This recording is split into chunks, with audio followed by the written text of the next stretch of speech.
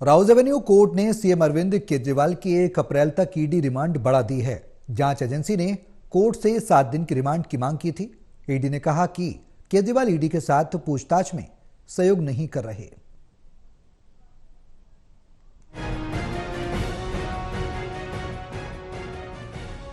शराब नीति मामले में सीएम केजरीवाल को फिलहाल राहत मिलती नजर नहीं आ रही है। 7 दिन के रिमांड के बाद में कोर्ट में पेश हुए सीएम केजरीवाल की मुश्किल एक बार फिर बढ़ गई है। राउज एवेन्यू कोर्ट ने सीएम केजरीवाल को 1 अप्रैल तक ईडी की रिमांड पर भेज दिया। ईडी ने सीएम केजरीवाल पर कोर्ट में सुनवाई के दौरान कहा कि केजरीवाल के बयान दर्ज किए गए हैं, लेकिन उनका एक व्यक्ति से सामना कराना है, साथ ही जब्त किए गए डिजिटल डेटा का भी परीक्षण करना है। वहीं ईडी की तरफ से कहा गया कि सीएम केजरीवाल ईडी के साथ पूछताछ में सहयोग नहीं कर रहे हैं। जांच एजेंसी ने कहा है, हमारे पास सबूत हैं कि केजरीवाल ने आबकारी नीति मामले में 100 करोड़ रुपए की रिश्वत की मांग की है। वहीं सीएम केजरीवाल ने भी कोर्ट में अपनी बात रखी है। सीएम केजरीवाल ने कहा है कि शराब नीति मामला तो 2 साल से चल रहा है, मुझे गिरफ्तार किया गया है, लेकिन मेरे खिलाफ कोई सबूत नहीं है। मेरी मौजूदगी में मनीष सिसोदिया ने आबकारी नीति के दस्तावेज दिए। मेरी आवाज पर कई विधायक आते हैं। क्या एक मौजूदा सीएम को गिरफ्तार करने का ये आधार है?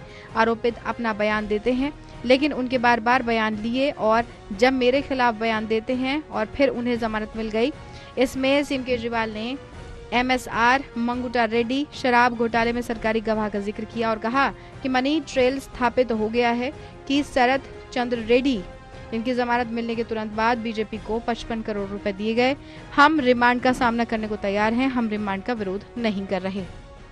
एप्लीकेशन की कॉपी हमें तो खैर 2 बजे मिली, पर प्रेस को उन्होंने 1 बजे रिलीज कर दी थी, क्योंकि कई जगह आ गया था कि क्या क्या ग्राउंड है। बट एनीवे, मिस्टर केजरीवाल ने रिक्वेस्ट की कोर्ट को कि मैं व्यक्तिगत कुछ बातें कहना चाहता हूं, तो कोर्ट ने उनको अलाउ किया बोलने के लिए, और केजरीवाल जी ने अपनी बात बताई कि मेरे खिलाफ क्या एविडेंस है। खैर वो तो डिटेल की बात है, पर आखिर में उन्होंने कहा कि मैं पूरी तरह से कोऑपरेट करने को तैयार हूं, ईडी की जो भी इन्वेस्टिगेशन होती है, और मुझे कोई इतराज नहीं, जितनी भी दिन आप कस्टडी में रखना चाहो उनको रख लो। उसके बाद फिर हमने कहा कि ये तो ठीक है कि हम ये बात कह रहे हैं कि जितने दिन भी कस्टडी में रखना रख लो, पर जो इन्होंने ग्राउंड लिए वो ग्राउंड लीगल नहीं है। उन ग्राउंडों को हम अपोज कर रहे हैं, तो उन ग्राउंडों को हम मान नहीं रहे हैं कि ग्राउंड बिल्कुल बेकार है। उस ग्राउंड्स पे पुलिस रिमांड नहीं हो सकता है। जैसे उन्होंने कहा जी कि पंजाब में एक्सटॉर्शन हुई, तो वो वो ग्राउंड थोड़ी है कोई मनी लॉन्ड्रिंग का, और कहा जी कि तुम्हारा IT इसका रिकॉर्ड लेना वो तो अवेलेबल ही है। तो ऐसे इन्होंने फर्जी से ग्राउंड रखे हुए हैं जो बिल्कुल ही लीगली साउंड नहीं है। पर चूंकि केजरीवाल जी ने कहा कि मैं पूरी तरह कोऑपरेट करने को तैयार हूं, तो इसलिए बेसिकली पुलिस रिमांड जो फर्दर है कंसीड किया है। वहीं कोर्ट में सुनवाई के दौरान सीएम केजरीवाल ने कहा कि ये आम आदमी पार्टी को तोड़ना चाहते हैं। जज ने कहा कि आप लिखित में बयान क्यों नहीं देते। सीएम ने कोर्ट में कहा कि वो लिखित में भी ये सब देंगे।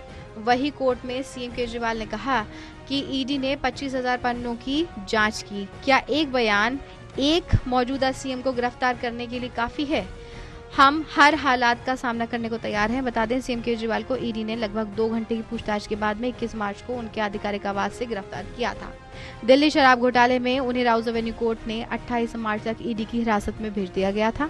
अब फिर से सीएम केजरीवाल को 1 अप्रैल तक ईडी के रिमांड पर भेजा गया है। टोटल टीवी के लिए देवेश कुमार की रिपोर्ट।